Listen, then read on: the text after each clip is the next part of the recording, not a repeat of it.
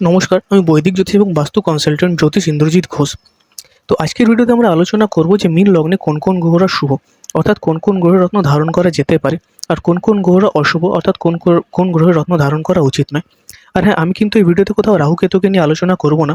আর আরেকটা কথা, আপনারা যদি মীন লগ্নের জাতক জাতিকা হয়ে ভিডিওটা দেখছেন, তো রত্ন ধারণ করার আগে কিন্তু তাও একবার নিজের কুণ্ডলী কোনো অভিজ্ঞ জ্যোতিষকে দিয়ে দেখাবেন, তারপরে কোনো গ্রহরত্ন ধারণ করবেন।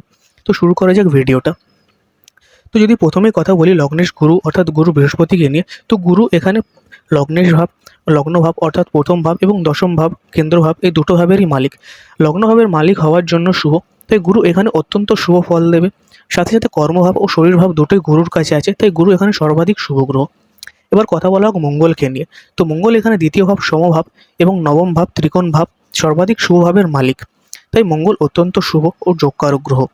এবার কথা বলা হোক শুক্রকে নিয়ে। তো শুক্র এখানে তৃতীয় ভাব অশুভ ভাব এবং অষ্টম ভাব অত্যন্ত অশুভ ভাব, এই দুটো ভাবের মালিক। সাথে সাথে শুক্র হচ্ছে কিন্তু গুরুর পরম শত্রু, তাই শুক্র এখানে অশুভ গ্রহ।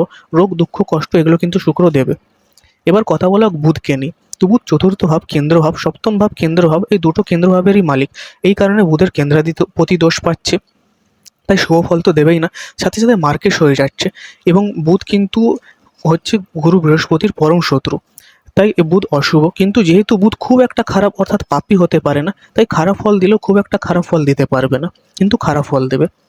এবার কথা বলা হোক চন্দ্রকে নিয়ে। তো চন্দ্র হচ্ছে পঞ্চম ভাব ত্রিকোণ ভাবের মালিক, সাথে অন্য কোনো ভাব কিন্তু চন্দ্র এখানে নেয়নি এবং গুরুর পরম মিত্র, তাই চন্দ্র সব থেকে শুভ গ্রহ হবে গুরু বৃহস্পতির পর এখানে, এবং বিশিষ্ট যোগকারক গ্রহ। এবার কথা বলা হোক সূর্যকে নিয়ে। তো সূর্য এখানে ষষ্ঠ ভাব অশুভ ভাবের মালিক, কিন্তু গুরু হচ্ছে সূর্যের বন্ধু, তাই বলা যেতে পারে যে সূর্য এখানে অশুভ ফল দিলেও সেটা কিন্তু খুব একটা অশুভ হবে না, সেটা কম অশুভ হবে এবং ভালো ফলও সূর্য দেওয়ার চেষ্টা করবে। এবার কথা বলা হোক শনিদেবকে নিয়ে। তো শনিদেব এখানে একাদশ ভাব অশুভ ভাব এবং 12 ভাব সমভাব, এই দুটো ভাবের মালিক, তাই শনিদেব এখানে কিন্তু খারাপ ফল দেবে। শুক্রের পর কিন্তু সবথেকে খারাপ গ্রহ এই লগ্নে শনিদেব।